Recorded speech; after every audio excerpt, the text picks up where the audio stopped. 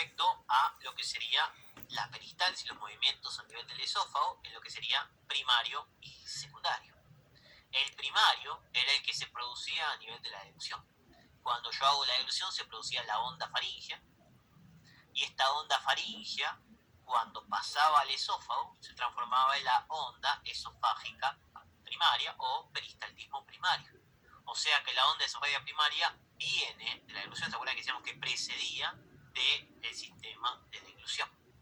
Por lo tanto, el primario es desencadenado por la deglución, no por la masticación. La masticación es la primera parte de la deglución, pero yo tengo que tragar.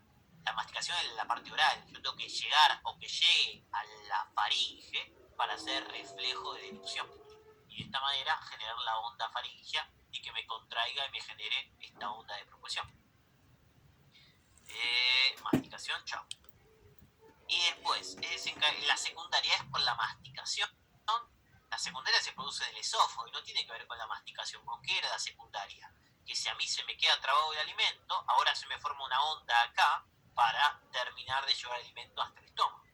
Depende de la activación de mecanorreceptores y está regulada por qué sistema. Por el sistema nervioso entérico. ¿Esta por qué sistema llega la deglución? Por el sistema nervioso central.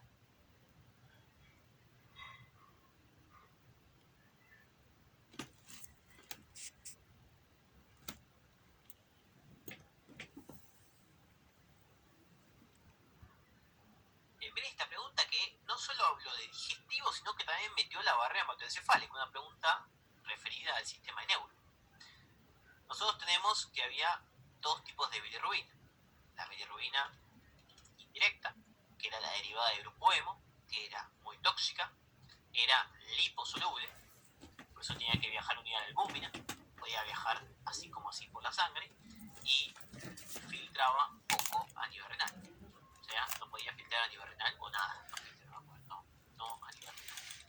Mientras que la directa, yo la transformaba para poder eliminarla, era poco tóxica, era hidrosoluble y de esta manera sí aparecía a nivel renal. Por lo tanto, yo tengo esta diferencia. Entonces, directa, liposoluble, no, directa, hidrosoluble, chao. Indirecta, liposoluble, bien. Indirecta, hidrosoluble, chao.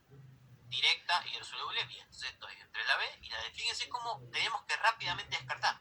O sea, capaz no saben la otra parte, pero ya es un 50%. Y yo compro, si tengo que jugar con 50%, me pongo bastante contento.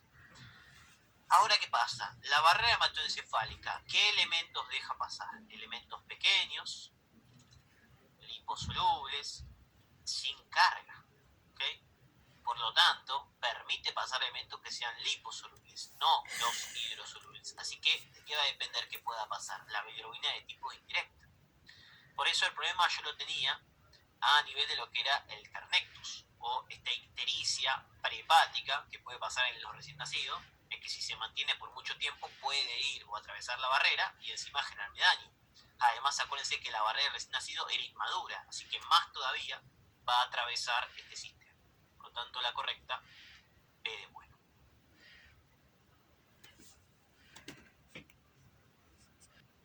Fíjense cómo se repite de diferente manera, ¿no? Paciente con déficit de producción de ácidos biliares.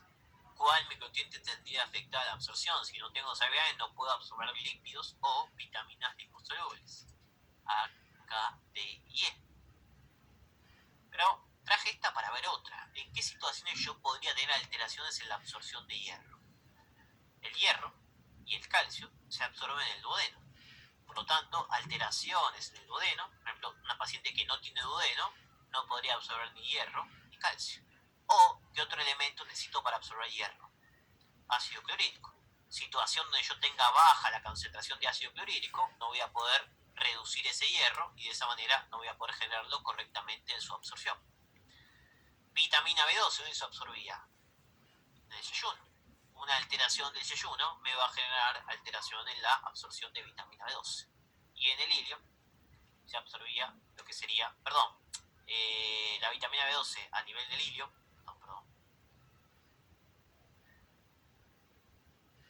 y el ácido fólico a nivel de lo que sería el yeyuno.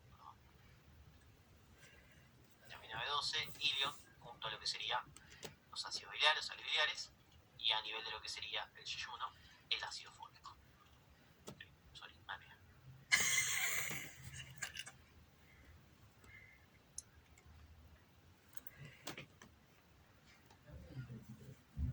fácil.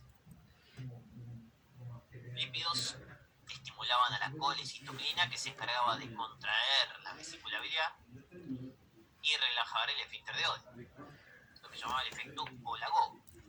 Acuérdense que la CK tenía otros efectos: efecto enterogastrona, la disminución del vaciamiento gástrico y la disminución de la secreción, retraso del vaciamiento gástrico y disminución de la secreción de ácido clorhídrico, efecto ecbólico, a nivel del acino aumentaba la secreción enzimática, y efecto enterogastrona, ecbólico, y me falta, efecto incretina, ¿no? Acá me faltaría obviamente el colerético, que era el aumento de agua y electrolitos a nivel de la secreción pancreática, que está dado por la secretina. Secretina, páncreas, agua y electrolitos, gastrina, ácido clorhídrico, también participa a nivel del ácido pancreático, HIP, incretina, CCK a nivel de lo que sería el concepto de vesícula biliar. Bien, con eso cerramos por hoy con respecto a lo que sería el concepto de la práctica tanto de neulas gastrointestinales que se forman en el intestino incretinas ante la ingesta de glucosa. Entonces, por eso no es dentro del páncreas que se forman, sino que se encargan de aumentar la función del páncreas. Bien, chicos, cerramos entonces la primera semana de práctica. ¿Alguna duda, pregunta, algo que quieran ver o alguna cuestión en particular que tengan? ¿Y la secreción de CCK es la que causa el dolor entonces? Claro, exacto, sí, o sea, porque vos al estimular o al tener CCK estás generando un aumento de la contracción. Entonces, al contraer más la vesícula, vamos de nuevo a la pregunta. Si yo tengo la vesícula con cálculos, ¿qué pasa? La vesícula no puede liberar el contenido. Entonces, si yo te la estoy comprimiendo, estás haciendo que haya más presión acá y esto es lo que te está generando a vos el dolor. Gracias. No, de nada. Estamos, chicos, nos vemos entonces la semana que viene.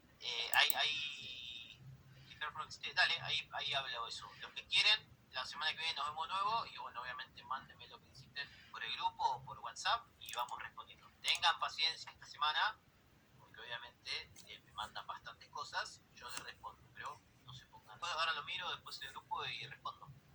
Cuando abra cuando termine esto, lo reviso y lo respondo. Mandá un mensajito, Cari, te agrego. Bueno. ¿Se ve bien o se ve mal? No, medio horrible. No se ve bien. Bien. Presión de perfusión cerebral, flujo sanguíneo cerebral, es igual a la presión de perfusión cerebral sobre la resistencia cerebral. Entonces, esta es nuestra ecuación. El tema es que la presión de perfusión cerebral es igual a la presión arterial media o la TAM menos la PIC. Que nosotros normalmente, como la PIC era de 5 a 10 milímetros de mercurio, la ignoramos porque normalmente la PIC no se modifica cuando hablamos de cuestiones fisiológicas. Pero si yo por alguna situación extrafisiológica tengo un aumento de la PIC, sí se me modifica. ¿Por qué digo que la PIC nunca se modifica? Porque tengo mecanismos que mantienen la PIC constante. ¿Cuáles son? La ley de Monroe-Kelly. Disminución del líquido cefalorraquídeo, aumento del drenaje venoso. Todas estas cosas suceden fisiológicamente y hacen que la PIC siempre se mantenga en valores constantes. Entonces, si yo tengo una situación, por ejemplo, que me aumenta la presión arterial media, porque en el día a día yo cambio las presiones, yo tendría un aumento de la TAM, que se condiciona a un aumento de la presión de perfusión cerebral. Si ahora me está llegando una bomba de sangre al cerebro, debería aumentar mi flujo sanguíneo cerebral, pero yo no quiero que aumente, quiero mantenerlo constante. ¿Cómo hago para mantenerlo constante a expensas de la resistencia cerebral? Si me está llegando una bomba de sangre al cerebro, no quiero que me llegue tanta sangre. ¿Qué hago? Vasocontraigo. Al vasocontraer estoy aumentando la resistencia cerebral. Si aumento la resistencia cerebral, el flujo se mantiene constante. Ojo, yo nunca es que aumento el flujo.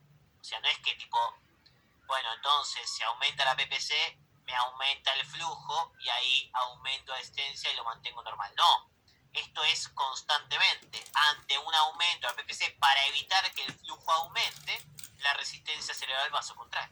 De ahí que decimos que es intrínseca, porque el vaso, ¿qué hace? El vaso sensa. Mi vaso cerebral sensa si viene mucha presión y se vasocontrae, o poca presión y se vasodilata. ¿Para qué? Para asegurar que esté constantemente el flujo. ¿Qué pasaba en el ejercicio que teníamos en ese caso particular? Si yo tengo una baja de la PIC, ¿okay? Y decimos que la presión de perfusión cerebral es igual a la TAM menos la PIC, si a mí me baja la PIC, por una cuestión matemática, significa que la presión, perdón, me subía la piquera, perdón. Si yo tengo la PIC, si a mí me está subiendo la PIC, que está en forma negativa, me está diciendo que la presión de perfusión como es baja, que tiene bastante lógica. ¿Por qué? Porque la sangre que me llega al cerebro, ¿de qué depende? De la presión que me sale del corazón menos la presión que tengo en la cabeza. Si yo tengo la cabeza un montón de presión, ¿me va a ser fácil meter la sangre al cerebro? Y no. Por lo tanto, voy a tener una presión de perfusión un poco más baja. En cambio, en esta situación particular, mi cuerpo, a pesar de que ahora tiene una presión de perfusión menor, porque la PIC está aumentada, porque le cuesta meter la sangre al cerebro, ¿qué va a hacer? Va a vasodilatar. ¿Para qué? Para que ingrese más cantidad de sangre, venza la resistencia de la PIC y de esa manera el flujo se mantenga constante. Cuando tengo aumentada la PIC, baja el flujo sanguíneo. Sí, por esto, exacto. Si yo tengo un aumento de la PIC, me cuesta más llegar. Si yo tengo que meter, no sé, 50 mililitros. Si ahora la PIC está aumentada, mi cuerpo tiene que autorregular para evitar que el flujo baje y se mantenga constante. O sea, el aumento de la PIC no modifica el flujo sanguíneo cerebral mientras tenga capacidad de autorregular con la PPC. Si obviamente el aumento de la PIC es tan masivo, ahí sí ya no me entra sangre al cerebro, ya no hay forma de que lo pueda resolver, pero obviamente eso va a ser en una situación súper patológica. En ese caso sería la PPC baja y la RC también entonces baja. Claro, exacto, PPC baja. Claro, vamos a poner acá así, okay. Lo cerramos. La PPC está baja, entonces yo ¿qué hago? Me está llegando poca sangre al cerebro, ¿qué hace mi sistema? Vasodilata, por lo tanto, disminuye la resistencia cerebral. Siempre acuérdense las flechas juntas. Y de esa manera mantengo el flujo constante. Hasta que eso no puede, o sea, hasta que... Sí, va a haber un momento en que la PIC va a ser tan masiva que no hay forma, pero eso ya era, ¿se acuerdan el tema de la herniación? Ya ahí estamos con otro tipo de problema. O sea, ahí ya que hacía mi cuerpo, disminuía el flujo sanguíneo para evitar que la presión siga aumentando. Pero quédense con lo fisiológico, no se escapen tanto porque ya vamos a verlo en neurocirugía eso. No, si pasa al revés, tendría que aumentar la resistencia cerebral. O sea, si disminuye la... Es que en realidad es raro que disminuya la PIC. Bueno. O sea, ¿en qué situación disminuye la PIC? Que tu cuerpo deje de hacer líquidos cefalorraquídeos, ¿se entiende? Claro, eso es como que no hay razón para decir, bueno, a ver, vamos a pensarlo matemáticamente. Si me baja la PIC, como que me estaría ¿qué pasando? Que es como estaría la PPC, y alta, porque como que me estaría entrando más sangre de la que debería frenarme mi cerebro basalmente. Entonces yo ahí generaría una vasoconstricción y un aumento de la resistencia cerebral. Pero funcionalmente creo que es muy raro que baje la PIC del cuerpo. Más significa que tenés menos líquido cefalorraquídeo y podría haber algún